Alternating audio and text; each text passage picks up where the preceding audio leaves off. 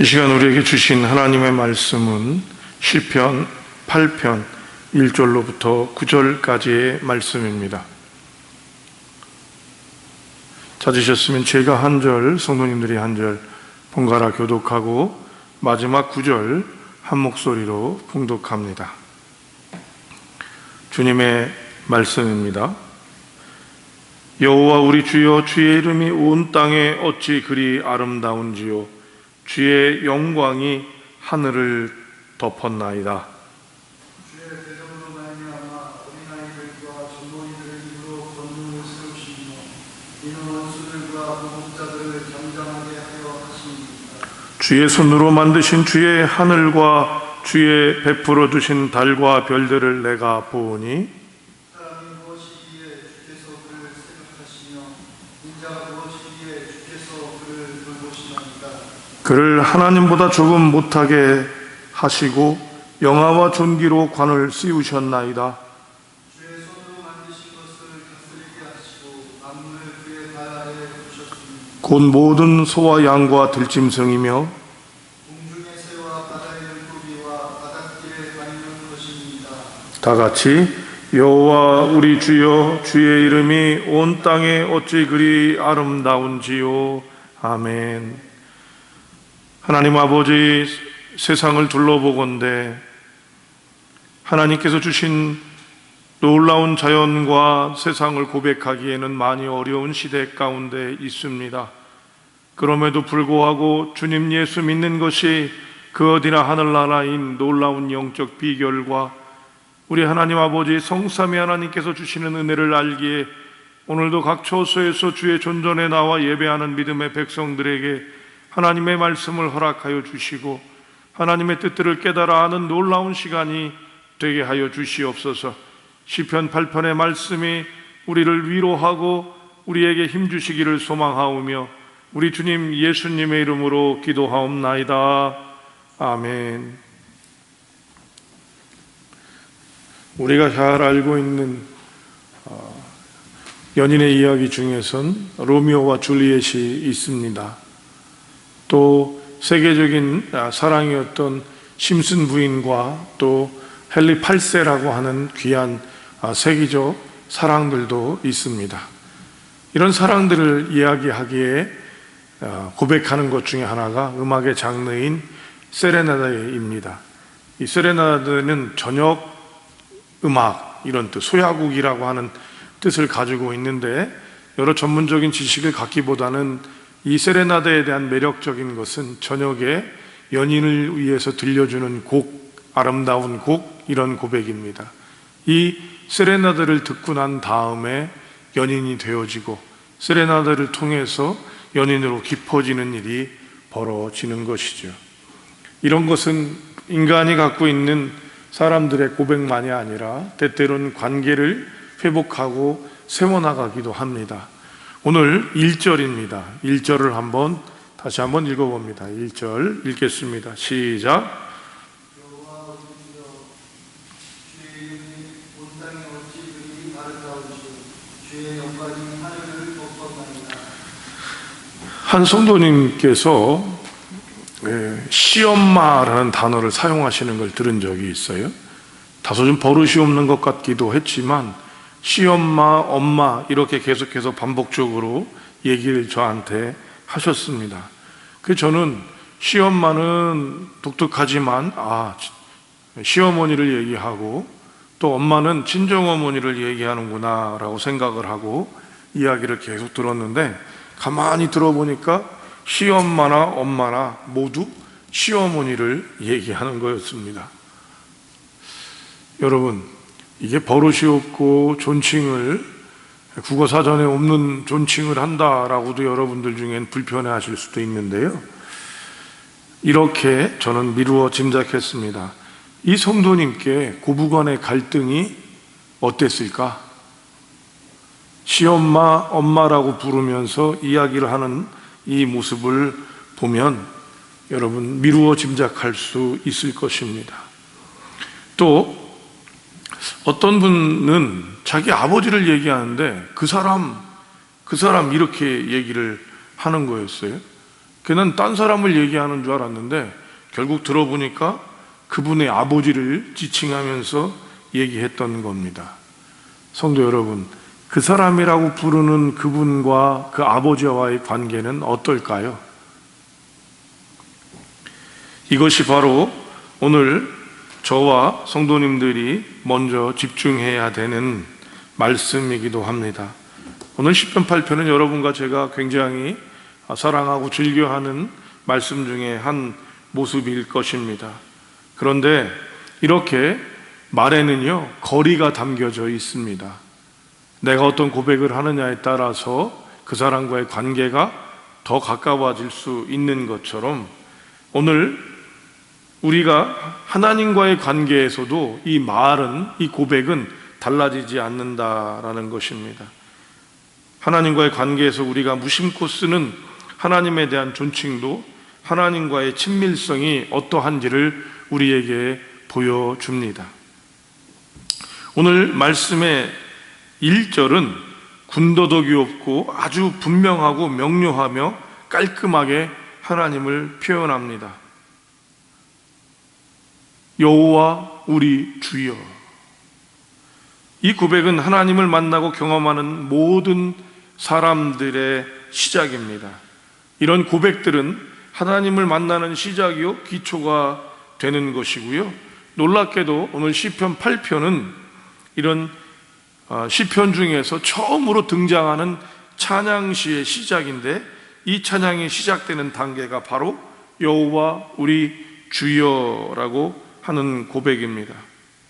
성도님들은 우리가 하나님을 만나고 고백할 수 있다고 생각하지만 하나님께서는 우리의 고백, 그리고 하나님께 고백하는 우리의 고백을 통해서 하나님을 만나고 또 바라볼 수 있게 된다는 것입니다.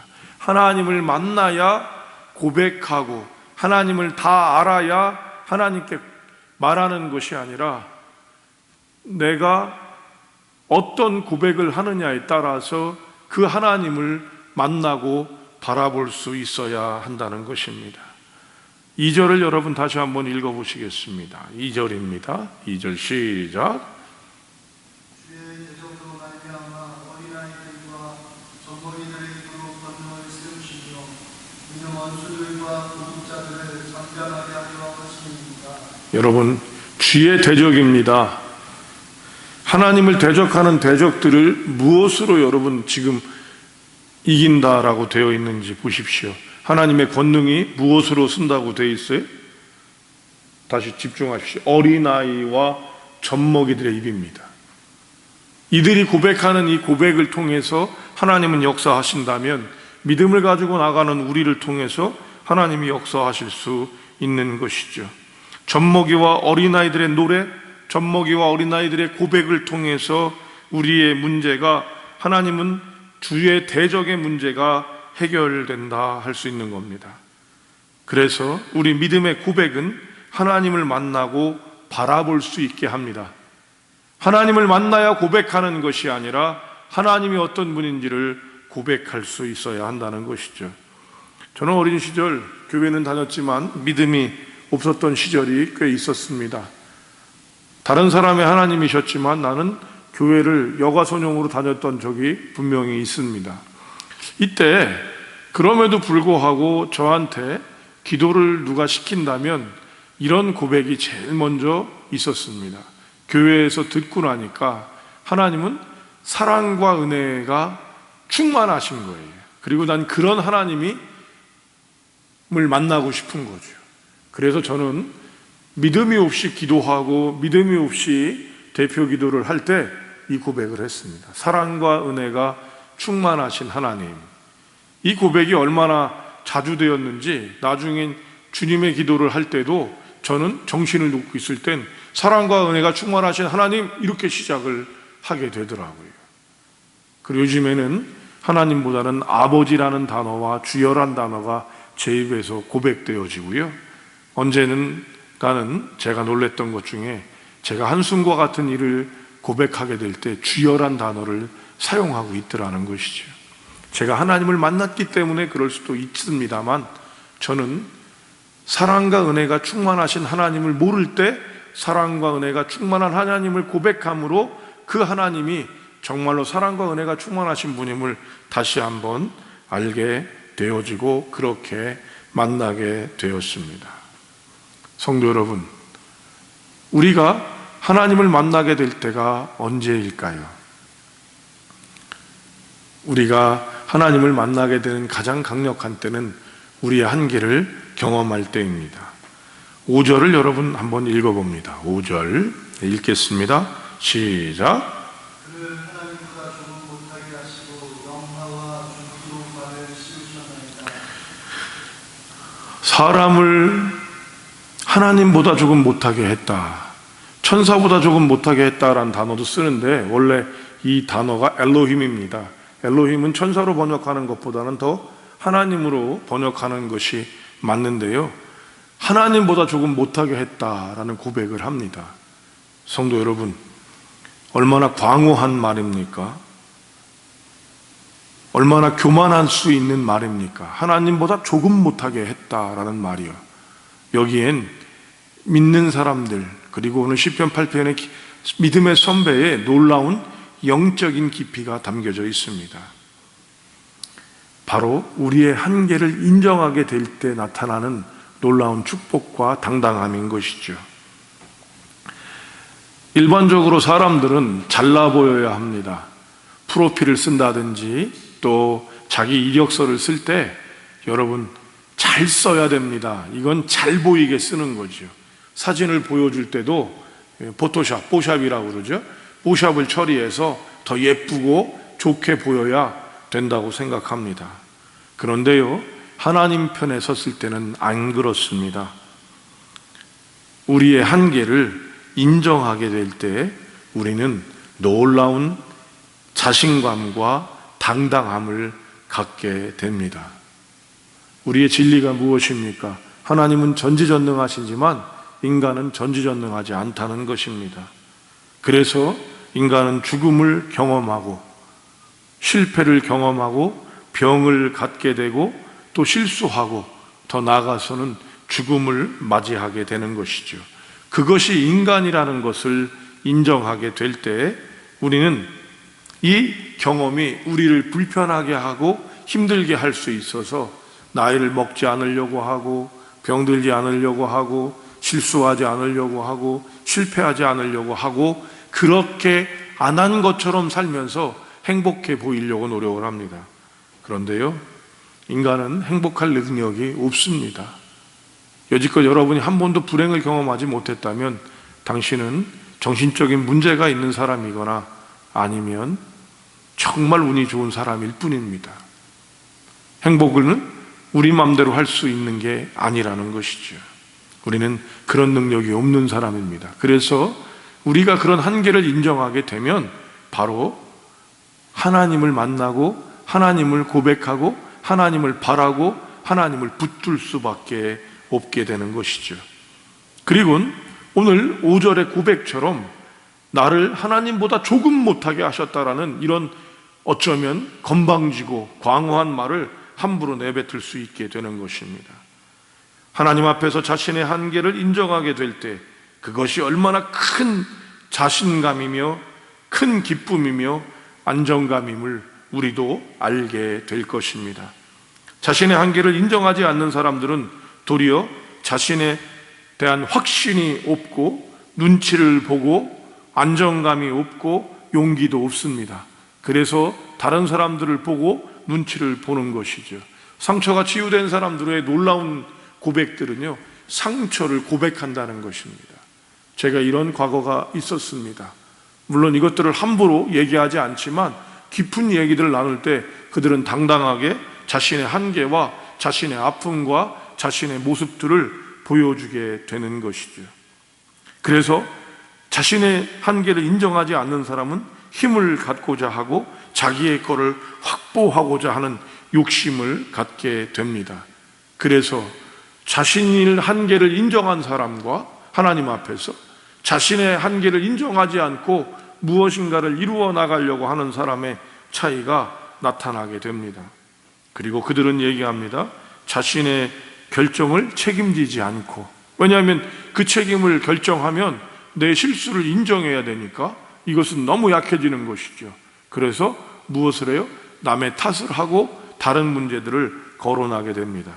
그런데 하나님을 앞에서 자신의 한계를 인정하는 사람은 자신의 죄를 인정하고 자신의 한계를 인정하고 내 책임이 무엇이었는지를 고백하게 됨으로 말미암아 자신감을 갖게 되고 또 하나님이 허락한 것을 누리게 되고 다스리면서 더더욱 하나님과의 관계를 기뻐하며 이 세상을 누리게 되는 것이죠. 여러분, 못났는데 행복합니다. 부족한데 당당합니다. 이것이 자신의 한계를 인정하는 믿음의 사람들이 가져가는 모습이다 할 수 있겠습니다. 코로나19의 가장 위험성은 무엇입니까? 코로나19를 통제할 수 있다고 생각하는 것입니다. 아닙니다. 여러분, 버티고 이겨나가고 극복해야 되는 것이지 통제할 수 있는 게 아닙니다.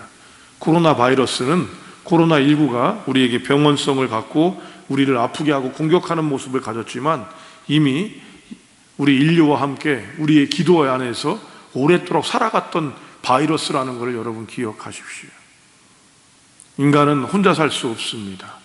오늘 삼위일체 주일인데요, 삼위일체라고 하는 의미도 설명할 수 없지만 하나님과 예수님과 성령님이 더불어 하나가 되어서 자신의 역할들을 가지시고 하나로 움직이신다, 이렇게 설명할 수 있다면 한계를 경험하는 사람은 더불어 다른 사람과 함께 할 수 있고요, 한계를 인정하는 사람은 누군가와 함께 할 수 있는 모습을 가져가게 되는 것입니다. 마지막 세 번째입니다. 3절입니다. 3절 읽어봅니다. 3절 읽겠습니다. 시작. 주의 손가락으로 만드신 주의 하늘과 주께서 베풀어 주신 달과 별들을 내가 보니. 매일 보는 하늘, 매일 떠오르는 태양, 다람쥐 쳇바퀴 도는 인생이라고 혹시 생각하십니까? 어떤 고백은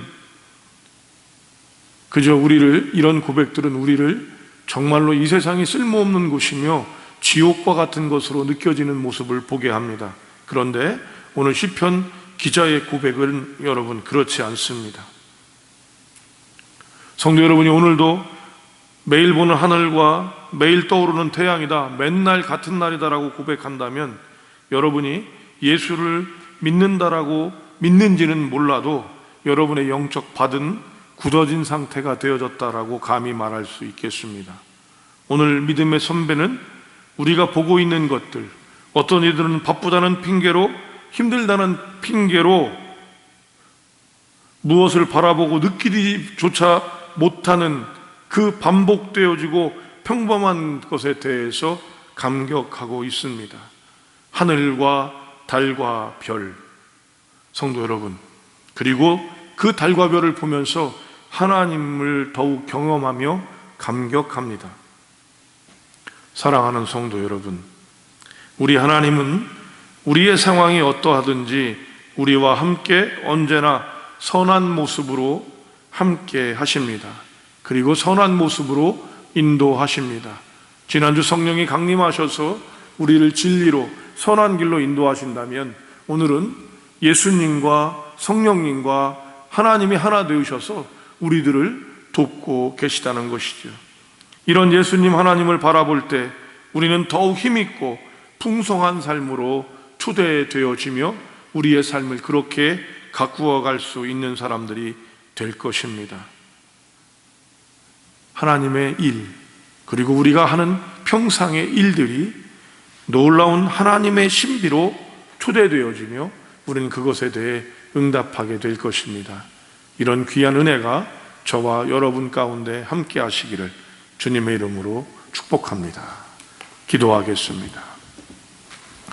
하나님 아버지, 언제부턴가 사랑하는 사람에게 사랑한다는 말을 하지 못할 때가 많았고, 언제부턴가 내가 잘난 사람인 양 내가 모든 것을 할 수 있는 것처럼 아둥바둥했던 때가 많았습니다. 또한 그러다 보니 하나님 매일매일의 삶이 지겹고 지치는 삶이었는데 오늘 시편 8편을 바라보면서 내가 하나님이 어떤 분인지를 고백하지 않았음을 깨달았고, 내가 다 잘난 것이 아니라 부족한 사람임을 깨닫게 하셔서 죄인이요 흔들리고 병들고 망가질 수 있는 존재라는 것들을 알게 하심에 다시 한번 감사드립니다. 그리고 일상에 우리에게 주신 것들을 다시 바라볼 수 있도록 허락하시는 주님, 이 주님을 만나게 하심에 감사드립니다.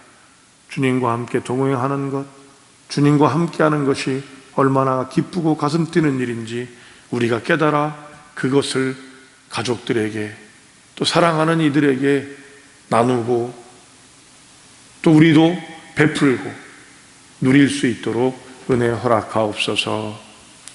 이제는 우리 주 예수 그리스도의 은혜와 하나님 아버지 만극하신 사랑하심과 성령님의 내주 교통 위로 충만 역사하심이 오늘도 각 처소에서 또 주의 존전에서 예배하는 귀한 믿음의 권속들 가운데 하나님과 더욱더 가까워짐으로 말미암아 극복되어지고 회복되어질 이들의 삶과 관계들 위해, 또한 코로나19의 종식을 위해 애쓰고 수고하고 땀 흘리는 종사자들과 봉사자들 위해 이제로부터 영원히 함께 하시기를 축원하옵나이다.